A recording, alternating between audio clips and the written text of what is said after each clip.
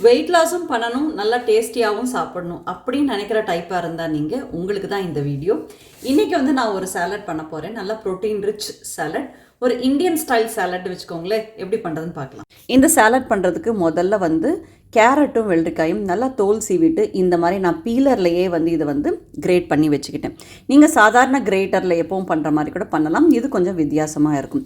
அதுக்கப்புறம் உங்களுக்கு என்ன வெஜிடபிள்ஸ் தேவையோ அதை எடுத்து வச்சுக்கோங்க. நான் இன்றைக்கி கார்னும் பீன்ஸ் ஸ்ப்ரவுட்ஸ் எடுத்துகிட்ருக்கேன். நீங்கள் வந்து பீன்ஸ் ஸ்ப்ரவுட்ஸ்க்கு பதிலாக நீங்கள் வந்து முளைக்கட்டிய பாசிப்பயிர் இல்லை கொத்துக்கடலை கூட எடுத்துக்கலாம். அப்புறம் ஒரு கப் பன்னீரும் நான் கட் பண்ணி வச்சுருக்கேன். இப்போ ஒரே ஒரு டீஸ்பூன் எண்ணெய் விட்டுட்டு இந்த பன்னீரை நல்லா சாட்டே பண்ணி வச்சுக்கோங்க.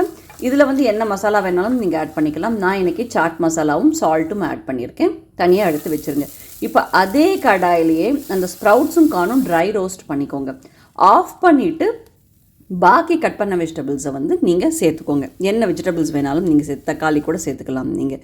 இப்போ கொஞ்சமாக வந்து சால்ட்டும் பெப்பரும் ஆட் பண்ணி இதையும் தனியாக எடுத்து வச்சிடலாம். இதுக்கு ஒரு ட்ரெஸ்ஸிங் பண்ணணும் இல்லையா?